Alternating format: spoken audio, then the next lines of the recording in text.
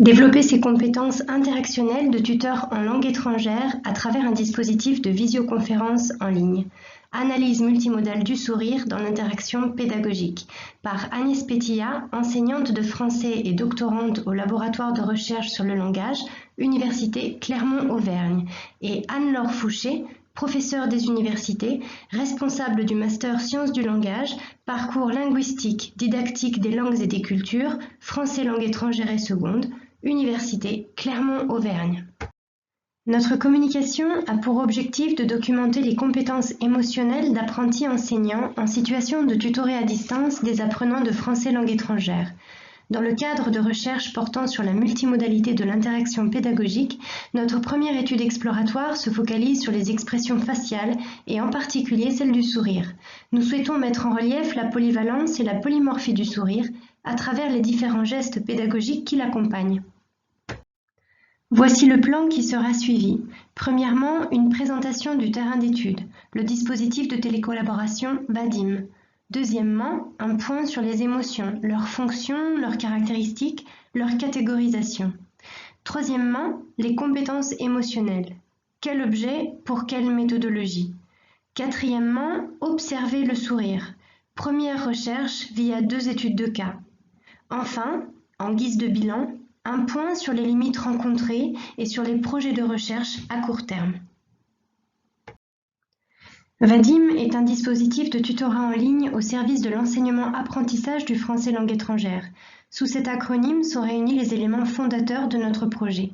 Le V de visioconférence, l'outil adopté pour médiatiser la communication. Le A de apprentissage de la langue, l'objectif interactionnel. Le D de dispositif, le support de la formation. Le I de interculturel, pour souligner le caractère multiculturel de la communauté des participants au tutorat. Et enfin le M de multimodal, pour embrasser la diversité des modalités par lesquelles passe l'interaction, le verbal, le paraverbal, le coverbal, le non-verbal. Grâce à ce dispositif, 34 étudiants en master sciences du langage vont expérimenter une relation pédagogique à distance médiée par 2 outils technologiques, didactiser des supports de travail pour des échanges à visée interculturelle, animer les séances pédagogiques distancielles, en rendre compte et enfin analyser leurs pratiques tutorales. C'est à travers le logiciel Adobe Connect que se sont déroulées les visioconférences des 34 binômes sur une période de 2 mois, de février à avril 2019, à raison d'une séance de 45 minutes en moyenne par semaine. Les apprentis tuteurs ont été encadrés par Anne-Laure Fouché. Isabelle Petiot a coordonné les apprenants du côté danois et Agnès Pétillat du côté de l'Italie. Comme support de suivi pédagogique et comme outil de travail asynchrone, chaque binôme avait en partage son propre mur collaboratif, créé en amont par le tuteur à l'aide de l'application Padlet. Pour médier l'interaction pédagogique générale entre tuteurs et coordinatrices, a été créé, toujours sur Padlet, un autre espace collaboratif dédié. Sur cette diapositive figure un exemple de mur collaboratif de binôme. Les rubriques conçues par le tuteur sont les suivantes. Une première colonne présentation dédiée à l'accueil du tutoré et à l'établissement des objectifs pédagogiques. Une deuxième intitulée récapitulatif où sont postés les bilans de chaque séance. Une troisième activité où sont proposées les tâches asynchrones. Une quatrième consacrée aux activités portant sur l'échange interculturel. Sur la base du dispositif VADIM, nous avons pu recueillir des données de diverses natures issues de réponses aux questionnaires pré- et post-dispositifs, de comptes rendus des séances, de journaux de bord, de synthèses réflexives, d'échanges écrits asynchrones et d'enregistrement des visioconférences. La présentation du dispositif étant terminée, il sera question maintenant, et pour les 3 prochaines diapositives, de faire un bref rappel sur ce que sont les émotions, puisque l'objet principal de cette communication porte sur les compétences émotionnelles des apprentis tuteurs. En guise d'introduction et de définition, citons Bernard Rimet dans le partage social des émotions. Elles, les émotions, font partie des manifestations affectives qui s'imposent de manière automatique dans le cours de l'adaptation et qui suscitent l'expérience subjective du plaisir ou de la peine. D'un point de vue fonctionnel, les émotions participent au principe de l'homéostasie. C'est la capacité qu'a l'organisme à se réguler pour maintenir un bon équilibre de son milieu intérieur et se retrouver en harmonie avec l'environnement dans lequel il évolue. Le neurologue et psychologue Antonio Damasio résume ce fait en disant « Emotions provide a natural means for the brain and mind to evaluate the environment within and around the organism and respond accordingly and adaptively ». D'un point de vue structurel, Klaus Scherrer voit l'émotion comme un phénomène multicomponentiel qui commence d'abord par l'évaluation cognitive d'un stimulus, laquelle entraîne une modification neurophysiologique, comme par exemple à la vue d'un danger, l'augmentation du rythme cardiaque, la sueur. S'ensuit une tendance à l'action, à laquelle fait suite la communication du changement, le recours aux expressions faciales par exemple, et enfin, l'expérience subjective, qui n'est d'autre que la prise de conscience du changement, autrement dit, le sentiment. Nous pouvons rajouter à cela que les émotions sont des phénomènes flexibles, évolutifs et marqués culturellement. Mesquita dit à ce propos, « Cultural models affect the very processes of emotion themselves ». Enfin, un dernier trait pertinent à évoquer serait le fait que par rapport aux autres typologies d'affect, les émotions sont reconnues comme étant plus brèves et souvent plus intenses. Pour conclure, au sujet des émotions, abordons le dernier point, leur catégorisation. Dans l'expression des émotions chez l'homme et les animaux, Darwin dédie 8 chapitres à la description des manifestations de phénomènes émotionnels universels, comme celui de la souffrance, l'anxiété, la joie, la bouderie, la colère, le dégoût, la surprise, la honte. Dans son sillage, les chercheurs ont continué de les catégoriser en fonction de leur valence, positive et négative, et aussi en fonction de leur potentiel d'activation. En guise d'illustration, voici la roue des émotions de Robert Plutchik en 1980, puis celle de Klaus Scherrer en 2005. Nous arrivons à la troisième grande partie de cette communication, à savoir les compétences émotionnelles. L'expérience du tutorat en ligne dans le cadre de leur formation universitaire et professionnelle permet aux jeunes enseignants de s'entraîner à développer diverses compétences et régulations techno-sémiopédagogiques propres à cet environnement distanciel. Parmi celles-ci, chercheurs et spécialistes en didactique des langues signalent l'importance de savoir contribuer à l'instauration d'un climat de confort psycho-affectif, alors favorable au bon déroulement de la télécollaboration entre le tuteur et le tutoré. La prise en compte de cette dimension affective nous conduit tout naturellement vers les compétences émotionnelles que Mikołajczak répertorie au nombre de 5. Identification, savoir identifier ses émotions et celles d'autrui. Compréhension, savoir comprendre ses émotions et celles d'autrui. Expression, savoir exprimer ses émotions et permettre à autrui de le faire. Régulation, savoir réguler ses émotions et celles d'autrui. Utilisation, savoir optimiser, utiliser le meilleur parti de ses émotions et de celles d'autrui. Rapporté au contexte de notre terrain d'étude, nous nous sommes donné comme première mission celle d'investiguer les compétences émotionnelles chez les tuteurs du dispositif Vadim à travers leurs témoignages écrits, ainsi que les enregistrements vidéo des séances. Concernant les traces écrites, nous basons nos analyses sur 2 éléments principaux. Le premier, c'est le questionnaire prédispositif, qui comporte des questions visant à solliciter la réflexivité sur le concept de confort psycho-affectif dans l'acte d'apprendre et de parler en langue étrangère. Voici quelques-unes de ces questions. Question 12. Apprendre, parler dans une langue étrangère, comme pour tout acte social, mobilise en nous compétences cognitives et dimensions affectives. Quels seraient, selon vous, les phénomènes affectifs récurrents que l'on peut être amené à ressentir lorsque l'on interagit en langue étrangère?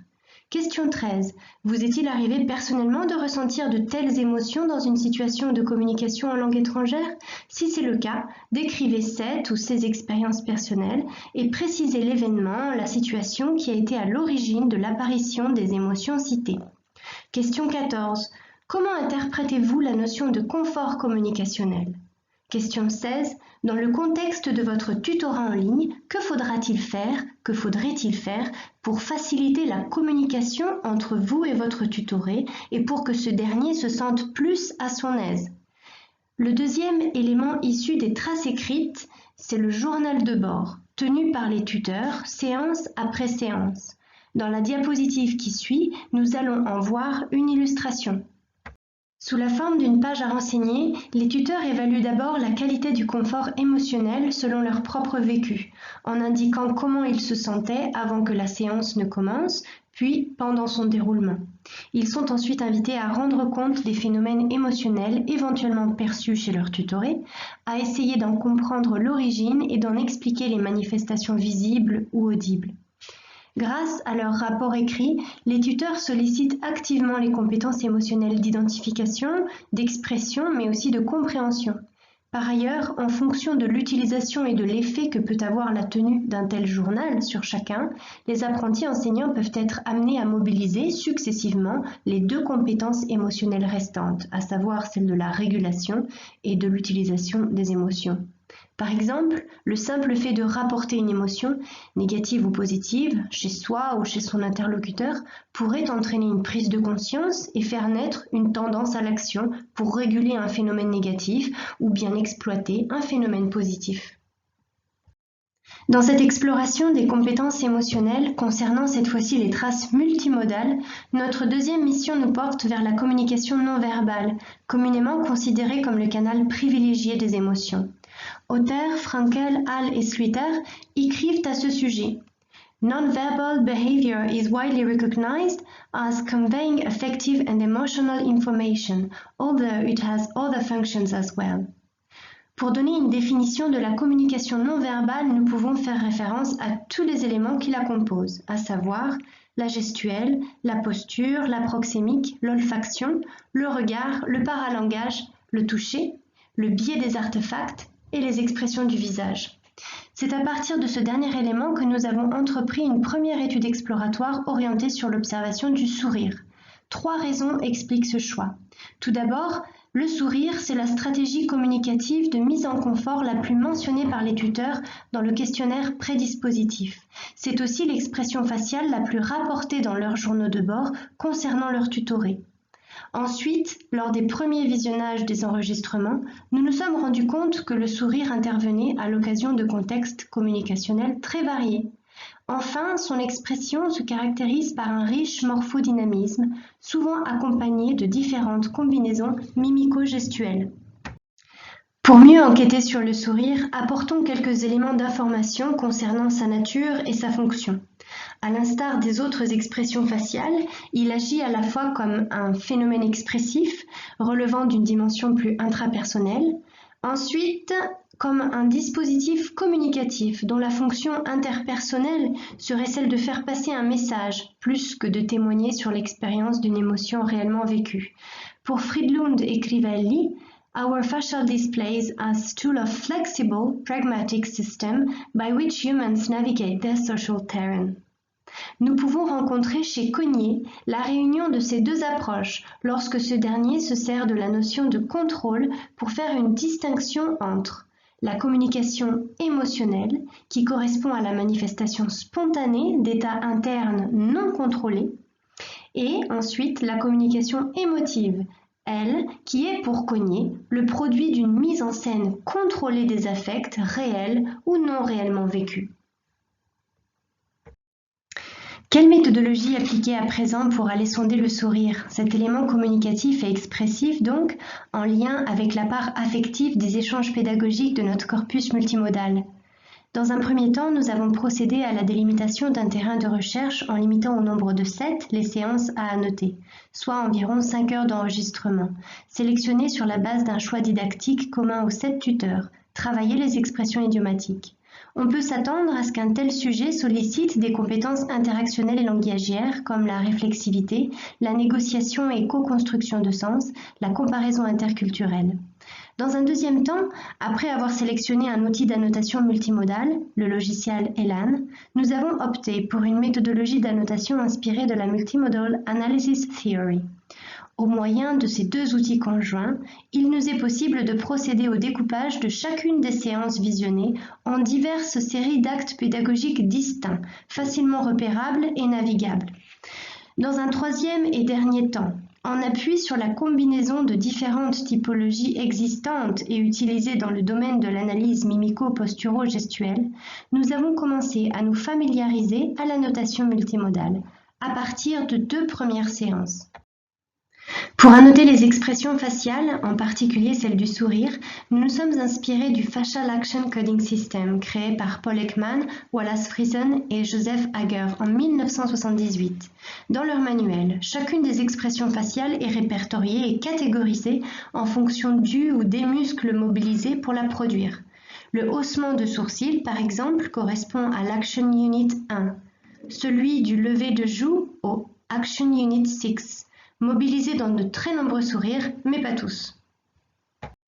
Dans le cadre de notre projet de création d'un guide d'annotation, voici l'ébauche de notre typologie de sourire, fondée à partir des premières annotations effectuées. Elle sera corrigée et enrichie au fur et à mesure de nos avancements. Nous nous focalisons sur l'activité de certains muscles activant lèvres, joues et sourcils. En reprenant les codes du Facial Action Coding System, nous avons déjà pu répertorier plusieurs sourires et combinaisons faciales, annoter leur degré d'intensité au moyen du symbole I, signaler par un astérisque les cas d'hésitation, sourire ou pas sourire, signaler par 2 astérisques des actions labiales autres que le sourire, retenues toutefois pertinentes pour nos analyses. Pour observer les gestes, cette fois-ci, nous avons parcouru les typologies existantes et travaux de chercheurs, sémiologues et gestualistes comme Effron, Cognier, McNeil, Bavlas, Kida et Tellier. Nous avons délimité 6 catégories de gestes vouées à évoluer et à être corrigées au fur et à mesure que progressera le travail d'annotation.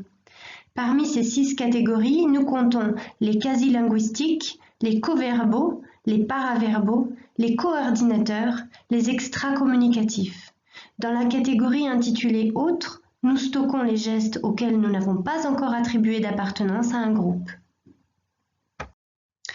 Nous projetons qu'un dernier feuillet de notre proto-guide soit dédié à la notation de la posture et de l'orientation. Ici, nous trouvons les codes permettant d'indiquer mouvement, posture et ou orientation du buste, de la tête, des épaules, du regard et des bras. Cette section est elle aussi à approfondir, à harmoniser, à corriger. Il est temps à présent d'aborder la 4e partie de la communication, où seront présentées 2 études de cas. La première est celle d'un binôme formé par une tutrice clermontoise et une apprenante danoise.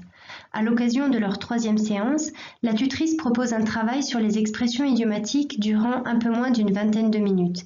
L'exercice choisi consiste en la découverte et la compréhension de 10 locutions figées comprenant le mot « coup ». Exemple, donner un coup de main, passer un coup de fil, tenter le coup, d'un seul coup. L'apprenante doit compléter 10 courts énoncés lacunaires par l'une des expressions idiomatiques suggérées en amont. Sur 18 minutes d'interaction ont été comptabilisées chez la tutrice 5 minutes 35 secondes de sourire produit.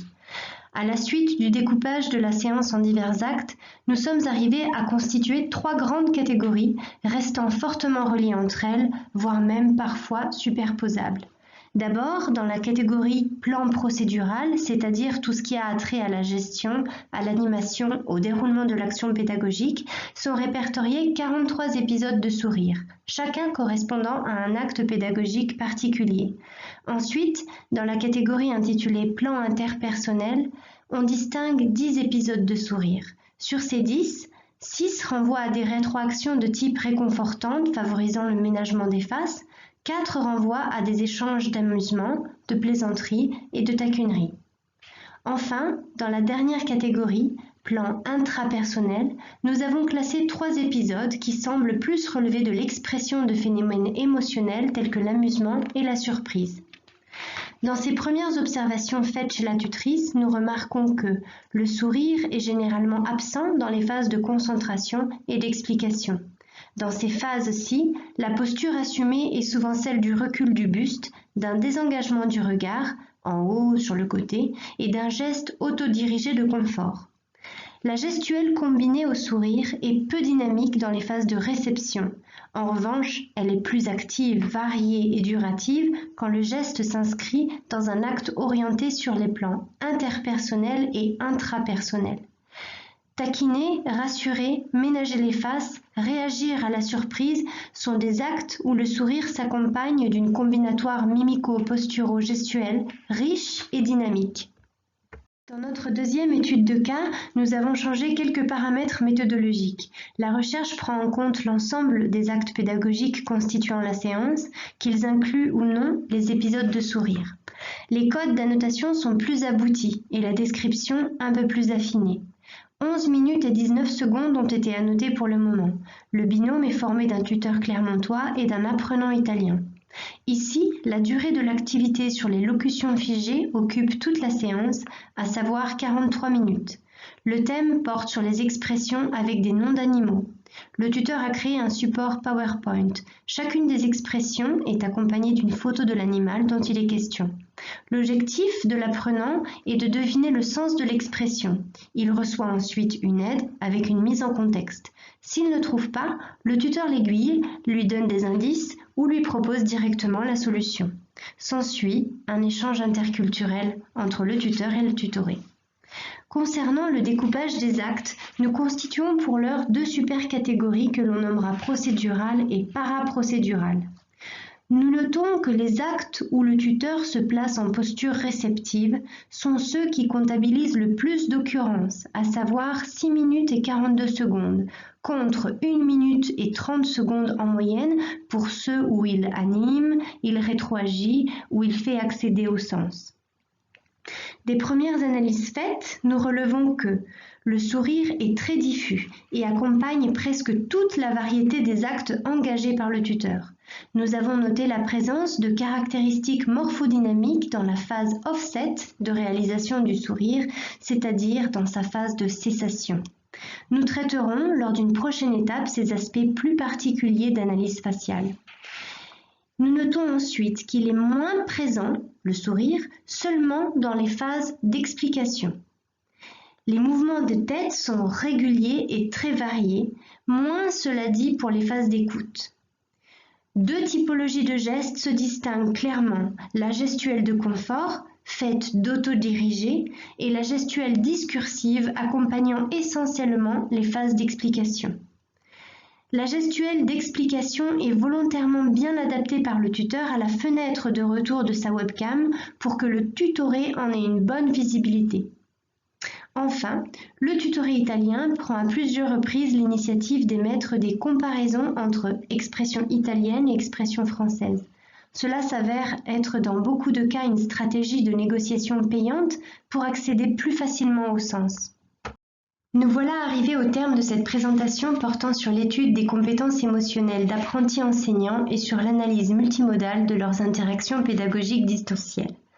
Il serait opportun d'évoquer dans cette dernière diapositive les principales difficultés auxquelles nous avons eu à faire face et pour lesquelles nous souhaiterions trouver quelques remèdes. Premièrement, l'aspect chronophage de l'activité d'annoter. En effet, 1 minute d'enregistrement requiert au minimum 1 heure de travail. Deuxièmement, attribuer une dimension, une signification à chacun des gestes inventoriés n'est pas toujours une tâche aisée, car il peut arriver que ceux-ci en possèdent plusieurs. Troisièmement, de la même façon que pour les gestes, annoter le sourire comporte aussi son lot de complications. Par exemple, il est arrivé que pour 6 épisodes différents, il a été difficile d'estimer clairement si le tuteur était en train de sourire de façon très esquissée, ou bien si au contraire il ne produisait aucun sourire. Pour tenter de déjouer ces difficultés et pour assurer la qualité de nos annotations sur les sourires et sur les gestes, pour qu'elles puissent faire consensus, nous projetons de consolider notre guide d'annotation, de le tester grâce à l'aide de contrecodeurs et enfin d'organiser des entretiens avec les tuteurs concernés. Pour conclure, nous serions intéressés d'ouvrir nos recherches vers d'autres phénomènes co- ou non-verbaux, comme par exemple celui de l'échoïsation ou synchronie mimétique. Il s'agit là d'un processus d'identification corporelle et d'accordage affectif qui, pour Cognier, permettrait de percevoir plus facilement les affects d'autrui et donc de favoriser ainsi la convergence communicationnelle.